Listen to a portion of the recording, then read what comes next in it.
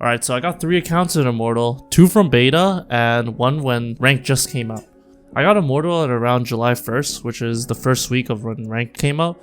I play Entry Fragger, Phoenix, so it's a pretty aim-intensive role. So just like everyone, I started in Silver and closed beta, and within a month, I got to Immortal. I'm gonna teach you guys what I did in a month to get Immortal level aim, because all these other videos I see on YouTube are, not calling out anybody, but kind of bullshit. I've been in Silver, I've been there, guys. I just want everyone to succeed in this community, whether you're from League of Legends or whatever. Here are some tips I can give you to get you guys started. Let's go. I'm gonna break this video down into 3 sections. The first one is what I did in Kovacs for aim training. The second, I'm gonna be showing you guys how I warm up before a game. Lastly, I'm gonna show you guys where to pre-aim during the matches to win your gunfights more consistently. So to start off on Kovacs, I followed Aimer7's click timing routines. If you don't know who Aimer7 is or what his guide is about, I got a video on my YouTube channel. I'll link it in the description below. I recorded my progress on Excel just in case I found any plateaus I wanted to break. I think the most beneficial thing for me was that every time I hit a plateau or I stopped getting high scores, I would just move on to a more difficult workout. Now, they don't recommend that for everybody, but it worked out for me very well, and I didn't find any trouble transitioning into a more difficult exercise. Now again, the key to aim training and consistent improvement is to do your aim training workout routines before you play Valorant every single time, and be consistent with your settings as well. Don't change your DPI, stop changing your sensitivity, and just focus on improving your high score with what you have. So a huge misconception about improving your aim is only practicing your flicks on the practice range, for example. Flicking is by far the lowest success rate aim tool you should be using, and you should definitely not base your aiming skills off of how well you can flick to a target. Because of all the highlight reels I've seen from CSGO pros, I assumed that flicking was the only way to improve my aim overall, but I actually did not see effective aiming gains until I started slowing down my aim and using tracking based exercises. So aiming is actually not all about muscle memory, it's all about following the enemy's movement and slowly putting your crosshair on their face. Being accurate and precise is way more important than how fast you can flick to the guy. Once I understood that concept, my fragging was a lot better. So these are the exercises that actually helped me improve my aim significantly, and where I find that these are the most bang for your buck exercises you can use on Kovacs. These will be on the description below, so you guys can refer back to it after the video. If you guys are using Aimlabs, because I know a lot of you guys don't want to buy Kovacs, I'll actually put in the description below which exercises I think are actually pretty good for Aimlabs. So aim trainers actually just help you get a better mouse feel overall. But the real bang for your buck is being able to counter strafe while shooting and all those little small movement mechanics that you have to incorporate while you're fragging. This is where you hit the practice range and warm up before your game, which brings me to the second part of the video. What is my routine before I go in a competitive game? So to start off, in the practice range, I go to the back of the wall where I'm really close up to the targets, and I basically use the classic to double dink the bots from left to right in an orderly fashion. I do it around 3 times back and forth. Then after, I switch to the Phantom and I do the same thing back and forth 3 times or maybe more as fast as I can. You guys don't have to go fast. The whole point is to basically have a good feel of your mouse and basically flick to the targets as accurate as you can. That's the key. Maintain your accuracy. Slow it down if you have to. Moving on, I go to the default spot and I classic back and forth 3 times around, and then I pull out the Phantom and I do the same thing back and forth 3 times or more. For this one, since it's micro movements, I tend to basically slow down my aim and I focus on getting the target on the head before I shoot. That's the key. Have the head of the bots be in the center of your crosshair before you shoot on every single shot you make in the practice range. That's where the gains come from, guys. After that, I move on to 50 eliminations and I'll be in the center of the map and I would just strafe around, counter strafe with the classic to start off, and then I would switch to the Phantom and do the same thing with another 50 elims. Now on to warming up my Sheriff. I shoot everything from left to right and then right to left, back and forth a couple times just to get a good feel of my Sheriff, and then I would start strafing and doing that left and right, right to left, After I'm done getting the rhythm, getting the feel of the Sheriff, I would actually go to the pillar on the right side and start jiggling.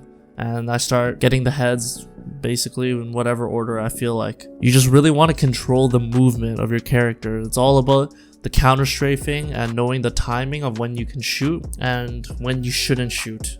Once I'm done that, I grab the Vandal and I go into hard mode and I try to do a 30-second session without moving my character, and another 30-second session of counter strafing left and right while waiting for the bots to spawn. If hard bots are too difficult and you're getting scores under 15, I suggest just going to medium bots and just grinding those out until you're like consistently getting 25 of those. Overall, this routine's like 20 to 25 minutes long. It's not that big of a deal. You could even skip some if you want. It just depends on what you feel. But the most important is getting the counter strafes on. Remember, if you're basically going in a diagonal direction, if you're holding WA for example, you want to counter strafe with SD, and you know, vice versa and all those. Master the counter strafe, because that's how you're going to basically consistently frag while you're moving. Link in the description below for basically the entire workout that I just mentioned. So after the practice range, sometimes if I'm really feeling not very confident with my aim, I would actually hit an unrated game before going into a competitive one. For that unrated game, I would only buy the Vandal or maybe even the Sheriff and go for heads only.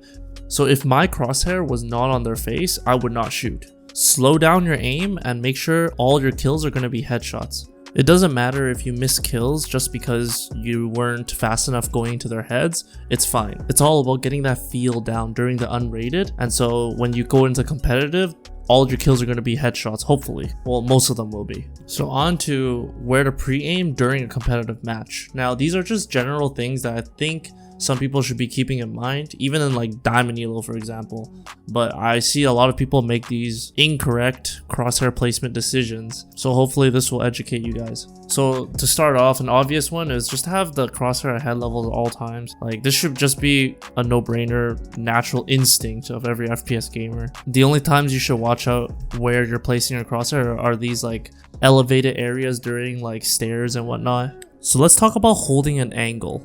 I believe there's just two ways of holding one. You're either holding it very tight or you're gonna be holding it very far.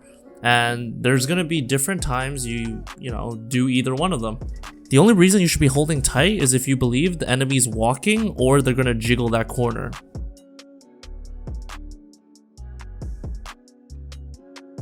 If they swing, on the other hand, you should always be holding an angle further away, so they just basically go into your crosshair without you doing much.